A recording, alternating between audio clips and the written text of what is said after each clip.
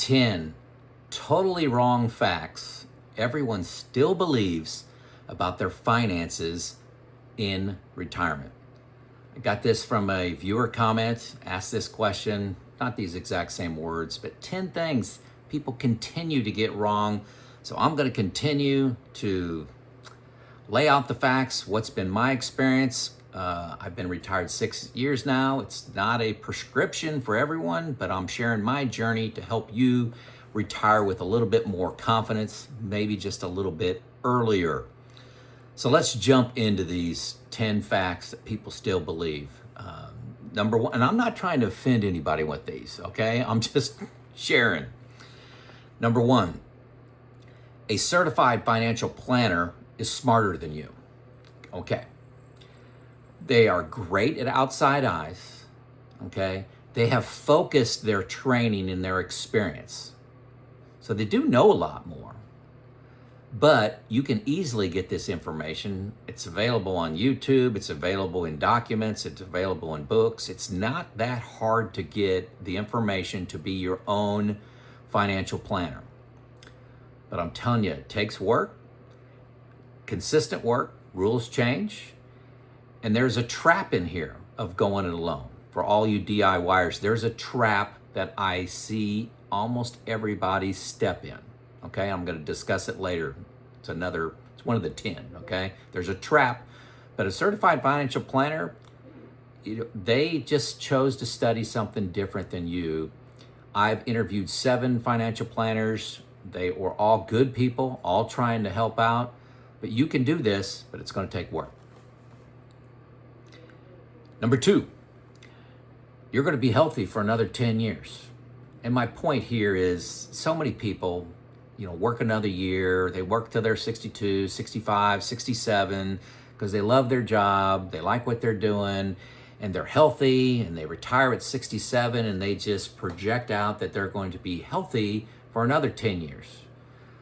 What's the odds if you retire at 67 that you're going to be healthy and fit at 77? The odds are not with you, okay? Health span, the time that you're healthy and active in the United States is 66. That's the average. So you make it to 77, you're rare. You make it to 85, you're very rare, okay? Everybody's got that person down the street or that relative that is active at 85, but 99 of 100 people aren't. So assuming you're going to be healthy late into your 60s, late into your 70s, and into your 80s is not good odds. Plan accordingly.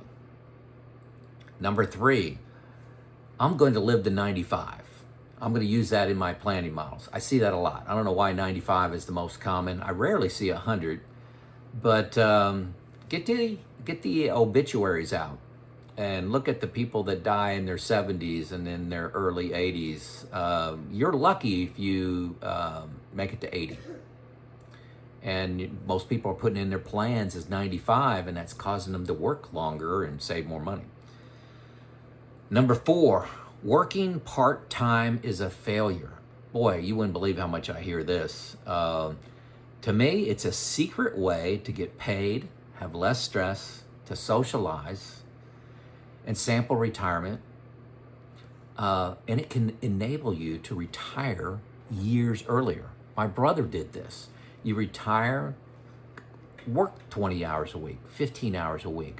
Maybe it's in your current job. Maybe it's in another area, wine tasting, umpire. Maybe it's working at Costco. But you may be able to work just a couple days a week, have a lot of time off, sample, and do that for a few years rather than stay at the high stress, high demand job that you're currently in. Working part-time is an answer for a lot of people, and it's not failure, it's winning, okay? Number 5, I'm gonna offend a lot of people with this one. I love my job. First of all, love is for people, not a job.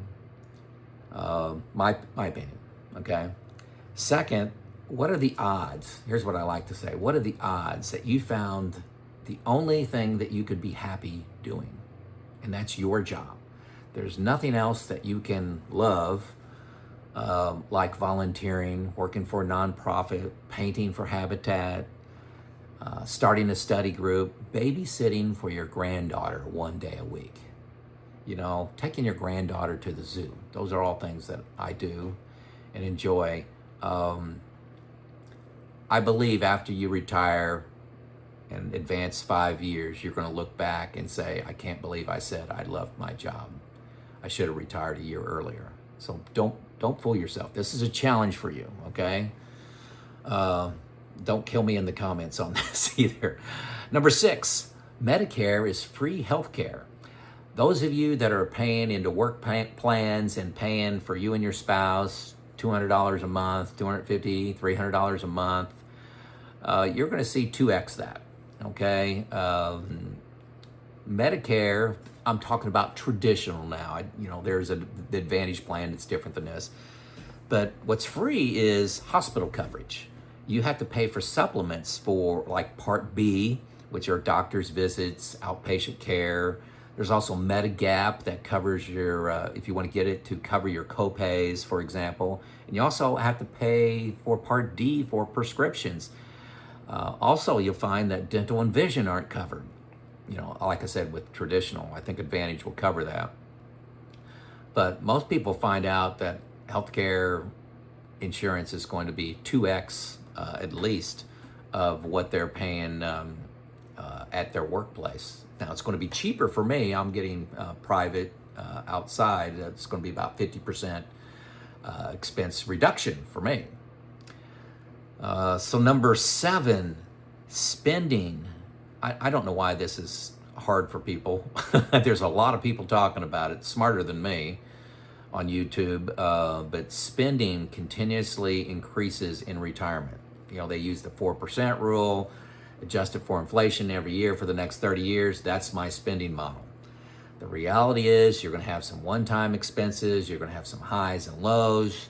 You're going to have go-go spending, which is, as soon as you retire in your 60s, maybe 50s, where you're spending a lot of extra money doing exciting things. You're going to have some slow-go times where you dial it back a little bit, and then no-go probably when you're in your 80s. I have a lot of videos on that, but spending is not just going to be this line going up with inflation.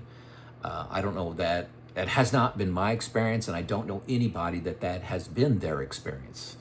A lot of people settle down. If I just take my dad, for example, in my retirement group, you get to be in your 80s, you can live on Social Security pretty easily. But in your 60s, it doesn't even come close to covering it. So your spending model, most people get that wrong, at least first time when they're going through the planning cycle. Number 8, I get into arguments on this one, and I don't know why. Taxes are not going to be a problem in retirement. Why do you have to manage taxes in retirement? When you're working, you're a W-2 employee, taxes happen to you.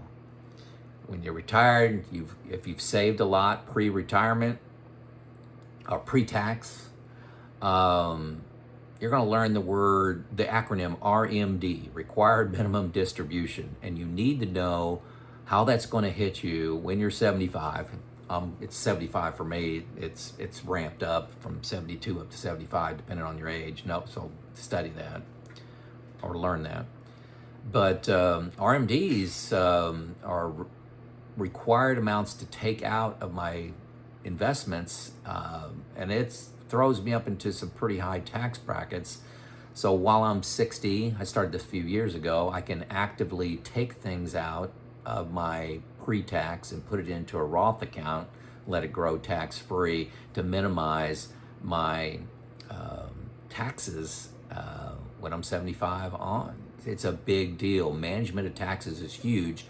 Don't retire and say, hey, I'm paying 0 taxes and feel great for 5-6 years, and then all of a sudden get hit with something called RMDs. It's a big deal. Management of taxes is a big deal. Number 9, I can go it alone. I talked about this, referencing this from number 1, that there's a trap. It's going it alone. Yes, you can create your own plan. It is work. It takes a lot of time educating yourself, learning from others, what mistakes you have in your plan. creating it in Excel or in Boldin like I do. But you must, not must, it's foolish. It's foolish not to have an outside set of eyes look at your plan. I've had so many people reach out to me as a retirement coach. I do not do that anymore. And 2 people out of 300 did not have a significant error in their plan. I've set up people with a couple groups, Defining Wealth and Donaldson Capital Management, to do a $300 plan review, and 100% of them so far that have communicated to me have found significant improvements to their plan, far, far, far beyond the $300. Now, Defining Wealth is no longer accepting clients because of overwhelming demand. They're beyond their limits, so their stop. So Donaldson Capital Management is the choice right now, and I get fantastic comments back from their clients, fantastic. So going it alone, in my opinion, is foolish, and people continue to try to do that. I promise you're not optimized. You've got assumptions, you got misunderstandings. You think you know the rules and you don't. Not trying to offend you, but this is overwhelming evidence, overwhelming that it's foolish to go alone. I'll just say that. Number 10, confidence to spend will be an issue. I just read an article where they surveyed 4,000 retirees, and those with a certified financial planner working for them spent 15% more on average, 15% more. That's because they got confidence to spend from an expert coach. Now, I'm not saying that you need full assets under management, you need a CFP coach, but you need to figure out how you're going to get confidence in your plan, because these folks, that aren't spending what they can, it's because of confidence.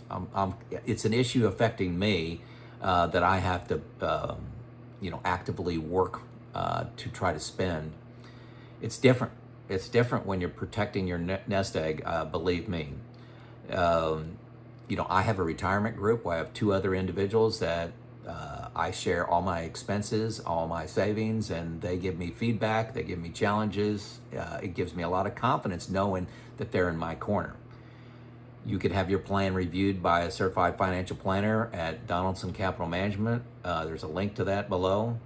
I've found them, I've worked with them, and they give me a small finder's fee for finding that at no expense to you for working with them, and they'll work with you with your inputted information. They'll study that for like 40 minutes, set up a phone call with you, and they'll come in fully prepared to talk about the strengths and weaknesses of your plan.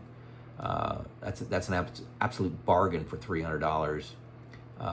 Have them as a sounding board, and some of you may want somebody to create a plan only for you. Hey, I don't need somebody holding my hand all the way through retirement, but I'd like somebody to create a comprehensive plan for me, and then every couple of years I may check in with them. Well, Neil Fort Window is the guy that created my plan for me, and his contact phone number is below. Give him a call. He'll create a plan for you and have 12 months of engagement with you for phone calls, any questions you got. He's actually running a special right now. It's $3,600. Now they're going to put about 10 hours into creating your plan and working with you. That's much more complex than just a review. A review is good for a lot of you, but a plan creation could be great for a few of you. Reach out to them, but confidence to spend is going to be an issue for you DIYers. Think about how you gain that. And running your plan by an expert is the best way I've seen to do that. That's what I do, okay? There's my 10 errors, totally wrong facts people get about their finances in retirement. It's Joe out.